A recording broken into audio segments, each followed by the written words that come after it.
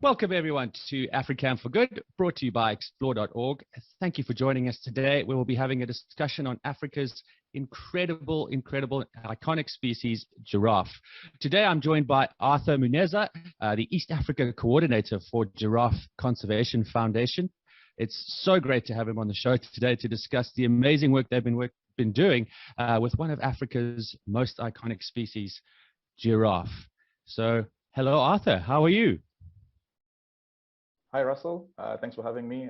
I'm doing great, and I'm so happy to be talking about giraffe and the work that we do. Me too. It's really fun. You know, not one that we concentrate too much on. Often we chase the big predators, the big five, but, you know, certainly as a safari guide, you know, and guests I've had over the years, you know, people just absolutely love giraffe, and certainly one of the favorites for anyone when they're out here. But again, in terms of conservation, often forgotten. But as we start all the shows, you know, let us know a little bit about yourself and what you guys do over there. Yeah, for sure, Russell. I mean, I think you've raised a very important point. I mean, people love giraffe when they are out in safaris. You can never mistake a giraffe for any other animal, and it's for sure one of Africa's iconic megafauna. And so that in essence leads to how I got into giraffe conservation and what we do. So I work for the Giraffe Conservation Foundation as the East Africa coordinator.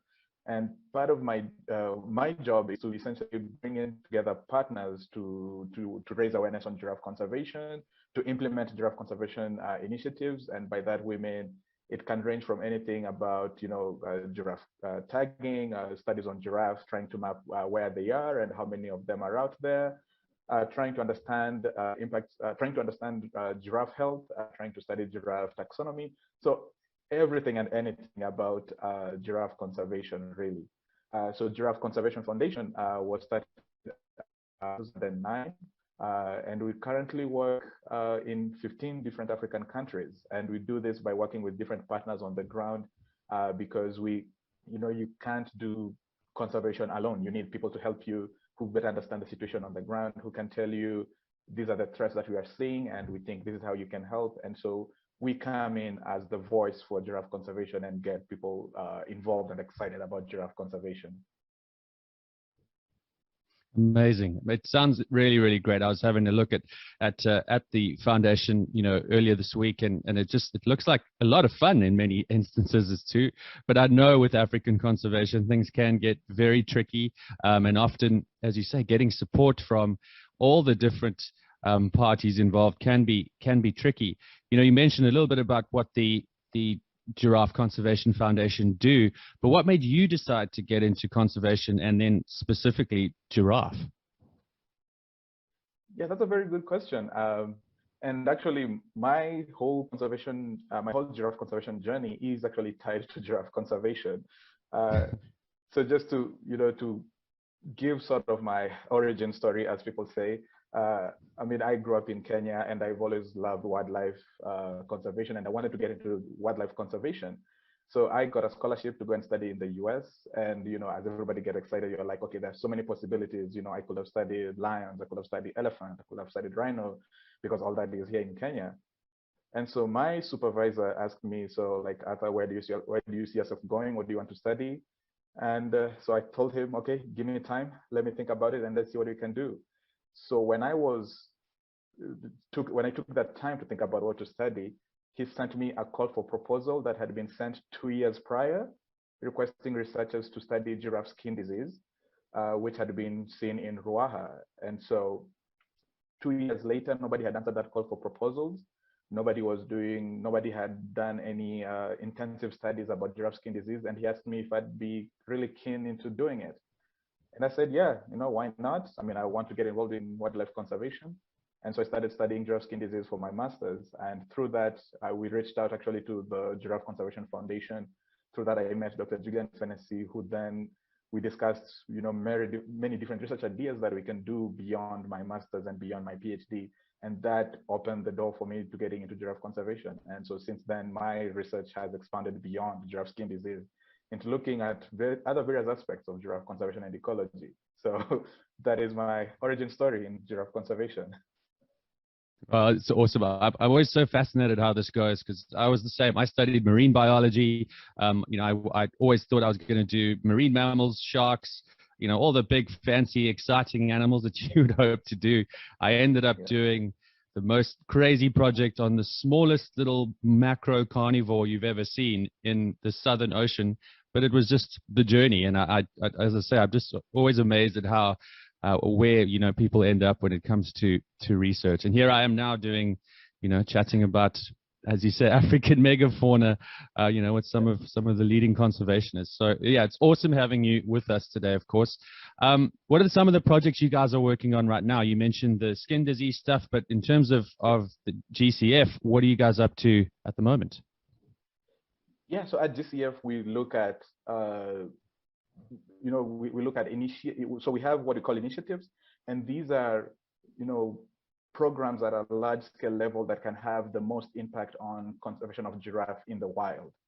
So off the side we have what we call the Trigger Tracker Initiative, and this is what we developed this program with the mindset of we want to see where do giraffe go and how are they using the landscape and what are the habitat needs of giraffes. So the Trigger Tracker Initiative was a very ambitious program of deploying at least 250 collars or OSI units, as we call them, on the ossicons of giraffe, just to get a better understanding of the spatial ecology of giraffe. And so we've deployed collars in at least, I think, 7 or 8 African countries. And this has provided a lot of information in just understanding what are the human impacts, what are the infrastructure impacts of giraffe, what are the physical barriers to giraffe movement, and where are the poaching hotspots. And so that's one of the biggest initiatives that we have. We have what we call Trigger Wetu Initiative. So Trigger, just to go back if I didn't mention it, Trigger is the Swahili word for giraffe. So Trigger Wetu means our giraffe, and this. So the Trigger Wetu Initiative is an initiative that we developed to have community-driven research projects. So we've reached out with different partners to develop different community projects depending on the community needs. One of the ones that we have, for example, is a community initiatives called Trigger Walinzi, and this was developed in northern Kenya by San Diego Zoo Global in collaboration with us and the Kenya Wildlife Service. And what this did was to hire community scouts and community rangers to essentially collect data on giraffe and have community outreach programs and see how people can get involved in giraffe conservation, really, because if giraffe conservation is to be successful, then you need to have community input and participation. Simply because if you look at where giraffe are found, a large portion of them are actually in community lands. There are some areas where you can find them in national parks, but lots of them in community lands, which is super exciting. Yeah. And under the Trigger Wetu initiatives, also develop educational materials. We develop education posters that people can use. They're free on our website that people can use to learn more about giraffe, where they are, what are the threats, and all of that. We also have a Giraffe Health Initiative, and this is to really look at data on what are the health threats that giraffe are facing. And so I talked about giraffes. This is something that was first observed in 1994 in Uganda, and then seen in 2000 in Tanzania, but really very limited studies that have been done on this. So some government officials have done some studies, but so far we don't know what causes the disease. We don't know if there are any long-term impacts. And so this is something that we've invested heavily in trying to figure out, what is the causative agent? Can it be transmitted into livestock? Simply now because we know giraffe actually do share landscape with, communities. And so we need to see what are these long-term impacts. So far, at least, we haven't seen any proof that it can lead to mortality, but it's still something that to be concerned about. Under this giraffe health program, we have a de-snaring team based up in northwestern Uganda, in Murchison Falls National Park. This is an area that is really interesting because it has a lot of snaring that occurs in the landscape, simply because on one side, there's no, it's bordered on one side by Lake Albert. So actually people, poachers can just row in and, leave snares. And when they leave snares, they may not necessarily be targeting giraffe, but that's what they end up catching. But if you have a team that can come in, remove the snares, and maybe repurpose the snares to develop art, then, that's all well and good. So the desnaring team works with government officials to remove the snares and, just to protect the health of the animals. The other initiative that maybe I'm not thinking about, so we've also done a lot of work on giraffe taxonomy. So this is actually a very, very hot debate in the, in the giraffe community. How many giraffe species I are was there? going to ask you this. Yeah. So you dive right in. Go ahead. I'm interested to hear myself. Sure. So this is something that has been on the minds of many people because we want to think all giraffe are the same. But working with many different partners, we've actually collected samples across Africa, and we found actually that there are 4 species of giraffe, and potentially at the very least 5 subspecies. So we have the northern giraffe that is found mostly in the north. Well, I don't want to say mostly in the northern parts, but if you think of so there's the northern giraffe, which has 3 subspecies. So you have the West African giraffe, which is only found in Niger. There are none in zoos, so this is a very precious subspecies, mostly found in community lands. So if you go to Niger, actually it's mostly found in an area called the Giraffe Zone, which is a cool name. 2 years ago, we actually worked with the government to translocate a few individuals a bit to the northeast to introduce a small population for the first time, I think in 50 years. I could be wrong by the numbers, but that the population had gone extinct there. So that was a super exciting story. Um, Under the northern giraffe, we also have the Kordofan giraffe, which is found mostly in Central Africa. So think of Chad, Central African Republic, DRC. We then have the Nubian giraffe, which is found in Uganda, parts of Ethiopia, parts of Kenya. So the Nubian giraffe is actually genetically similar to the Rothschild giraffe. But at GCF, we just prefer to use the name Nubian giraffe because has more links to Africa and it's easier to pronounce either way. Yeah. So we then have the we then have the Maasai giraffe, which according to the data that we have appears to be a species on its own, and the reticulated giraffe. And just by mentioning those 3 species that I've mentioned, so you can actually see why we set up the office here in Kenya, because Kenya is the only country in Africa that has 3 different types of giraffe, and that's super exciting, at least for me. And then further down south where you are, we have the southern giraffe, we have the South African giraffe, and the Angolan giraffe. So those are the, at least from the data that we have, we feel that that's how giraffe should be classified. And that's really particularly important if you look at the variation of threats and the conservation status of the different populations.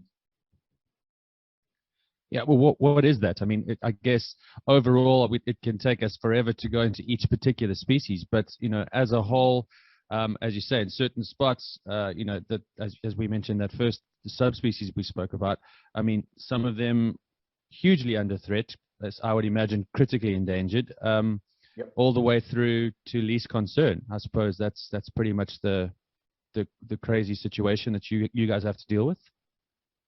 Yeah, for sure. And it's really important that many people actually appreciate the nuance of this variation. So if we were to use the traffic light system of green, yellow, and red, a lot of the red will be in East Africa.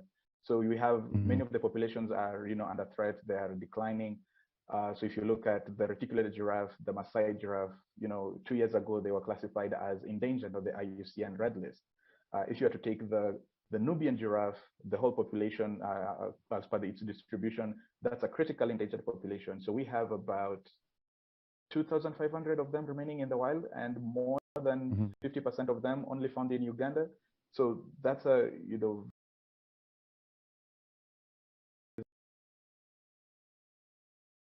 are really key habitats that need to be protected.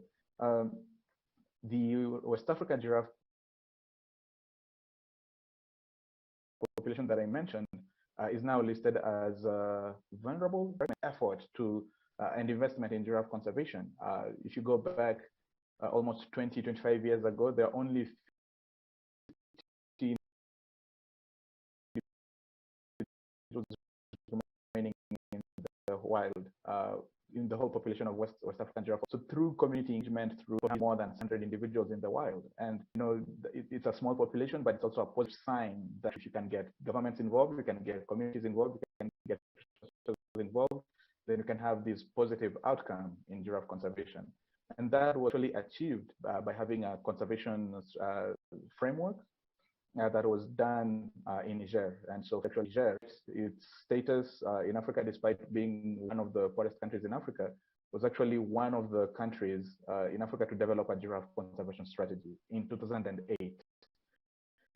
There's even versions, and that just showed that actually a lot of there's a lot of goodwill for people to actually invest in conservation and protect their species. And so since then, with us working with government officials, we've had Kenya, we've had Uganda, we've had Tanzania, we have had DRC, we've had the Kavango Zambezi Delta, all these, which we're excited to see come about, because these actually bring people together to talk about, how can we drive, how can we do it, and who do we need to bring on board, which is, what we want to see in the long term. Yeah, that's an amazing success story. It's always inspiring to hear, as you say, people who seem to have no hope. Such a small population in the wild, can it possibly be viable? Turning it into amazing stories like you've just mentioned. And I hope that we hear many more of those kinds of stories for you guys at GCF in the coming years. Because as with all these species, you can see everybody needs to be remembered. Every single species needs to be thought about, and all play a role. So yeah, we'll be watching, and hopefully I can come and see it firsthand with you as well sometime, Arthur. We've gone through quite a lot of information and talking about some success stories, some difficulties, threats that the various species are facing, and subspecies. But for you, what is one of your memorable experiences working with giraffe since you've been, all this time out in the field? I'm sure you've got some amazing things to tell. Yeah, for sure. No, I have so many cool stories. I don't even know where to begin. I can say one of the coolest stories. So right now, one of the biggest questions in giraffe conservation is, how do giraffe communicate? So this is something that we still haven't figured out. But one thing that I saw in the field, so there was one time where my very first time actually going out to assist in the translocation of giraffe. So this was in 2016 in Uganda, in Murchison Falls. So we went out with the Uganda Wildlife Authority rangers. So they had built a boma. So a boma is like an enclosure on one side of the park, near on the western gate, if I remember well. And this is an area that giraffe rarely frequented. So we came in, we went out with the scientists and the rangers, went out on the first day, caught a few giraffe, and then brought them to the boma. And so that day, when the giraffe were in the boma, so the rangers were on guard. They told us in the morning that overnight, actually, a few other giraffe, like three of them, came to check out what was going on in the boma. So which was super interesting. So we don't know whether the giraffe that were in the boma was sending out distress calls or inviting others to the party, but that was, something that was just interesting to figure out, because, how did they know? Because this was not necessarily where they usually frequent. And also the same operation. So the team actually captured a female giraffe that had recently given birth, but the rangers actually, the dating team didn't know. So when we got to the release site to release it into the boma, one of them saw that actually this is a giraffe that had recently given birth, and definitely the calf is out there and she needs to be released. She cannot be translocated. So we put a tracking unit on the giraffe, and we released her, and she ran off to go and find the giraffe. And I think, so from the release site to the boma, it was approximately, I want to say, between 30 to 40 kilometers. It was quite far away. So she was released, I think, in the late afternoon. And so we followed the tracker and the beeping. And the next day, I think by lunchtime, we actually saw her and she was with her calf. And that was super exciting. And all these are mysteries that we still don't know, just how giraffe communicate, how they identify each other. All these are mysteries that we still don't know, but it's still really, really fascinating and really interesting data. So those are that's cool awesome. experiences that I've had. That sounds really incredible. I've heard some stories that giraffes actually hum to each other. Some research in zoos that they've come forward with. What's your thoughts on that? Have you got any field info and statistics to back that up? I don't have any statistics, but I've heard of those articles, and I really, really wish I could hear giraffe hum. I mean, the study showed that actually they do humming sounds at the infrasound levels. I really wish I Yeah. could hear that. Yeah, so that is super exciting. I've only had a giraffe vocalize once, and that was it was of stress. And so this is a giraffe that was tired, and as it was being moved into the enclosure, it fell down and just didn't want to get up, wanted to take its time. Somebody had the brilliant idea of bringing a cattle prod to prod the giraffe into moving into the enclosure. And so when the giraffe was prodded, it let out this roar, and everybody just was shook and stood for a minute like, what is going on here? So it was a really loud roar. And so yeah, what you can take away from this is that actually giraffe do have vocal cords and they can vocalize. It's just that they are really chill animals, and they have no need to call the manager and raise the voice and make a fuss about things when you see them in the wild. So they don't get outraged too quickly, which is always a good thing. I think we can learn from them. Yes. I don't think I really need to ask you where your favorite place is to see giraffe. I know you're going to tell me East Africa, and I know you're going to tell me Kenya, but let's be a little bit more specific then. Where in Kenya is your favorite spot to when you're heading out to the field? What do you get most excited about? So yes, you nailed that on the head. My favorite place to see giraffe is in East Africa, correct? I will say, and maybe my bosses are going to have fun with this, but I think for the first time on the record, I'm admitting that Maasai giraffe are my favorite. They're just such beautiful creatures. So anyway, I can see Maasai giraffe in the wild, I'm always excited. Be it Nairobi National Park, which is just 5 minutes from where I am, or in the Mara, or in Tsavo, where I did my studies. Those are, they are beautiful creatures. I think they have the most beautiful coat pattern among the different giraffe species. Just next to the reticulated giraffe. So yeah, go East Africa. All right, we'll agree to disagree. Coming from South Africa, I have to be biased, so I'm not going to make any comments on that for now. But Arthur, you guys are doing such awesome work out there, and you've given us so much great information about everything that you guys are up to. But how can people get involved? Who are watching the show and who are watching the cameras? How can they get involved with with Giraffe Conservation, and then particularly with Giraffe Conservation Foundation? Yeah, for sure. I don't want to be too direct, but we need as much support as we can get, and if people can donate, then that would be great, because conservation is expensive, and that's just a fact. And if you look at the initiatives that I've described, actually, they do require a lot of technical and financial support. So be it if you want to support community engagement, these are things that require to set up meetings and lots of logistics. Actually, lots of finance is going to logistics around these meetings. If you want to have surveys and map out where giraffe are, these need a lot of equipment and a lot of tracking equipment that needs to be used for that. And so the support actually goes a long way into generating data that is needed. So the second thing, which actually is informed by how much support we get, is actually just getting data on giraffe, because there's still a lot of data gaps when it comes to giraffe conservation. There's a lot of time being spent in figuring out how many giraffe are out there in the wild. This is one, it might sound simple, but this is something that is still, still needs to a lot of work on. So if you think of essentially the Kordofan giraffe, we said it's found mostly in Central Africa, and these are harsh landscapes that many people have not studied for such a long time, and we need the resources to go in there and study these populations. If you think of there's a lot of areas here in Kenya that we still haven't covered as well, and that's we work closely with many partners who are on the ground that can help us do these studies.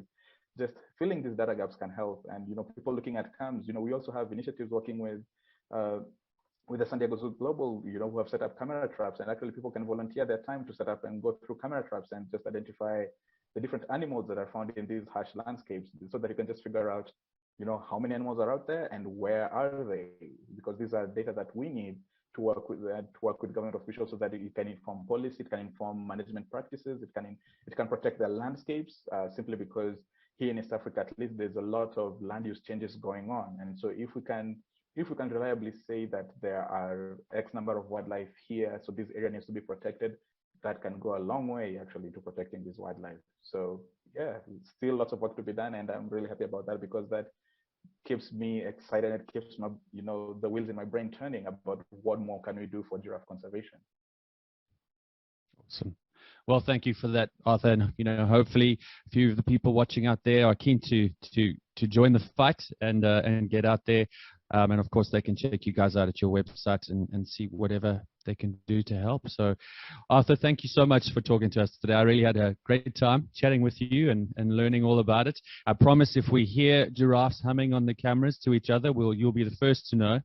and then maybe we'll have some actual legit sightings of this actually happening. But great pleasure having you with us today. Thank you so much. Thanks, Russell. So much fun talking with you, and hopefully to convert you soon to loving the giraffe, the East African giraffe more. Not too difficult. I love them all, but I still have to be a little patriotic. But thank you, Arthur. Yeah. And thank you to all of you once again for joining us on the show. Please join us again next week, of course, for another Africam4Good brought to you by explore.org. Don't forget to like and subscribe to stay informed for any of our upcoming shows. But for now, it's cheers from all of us. We'll see you soon.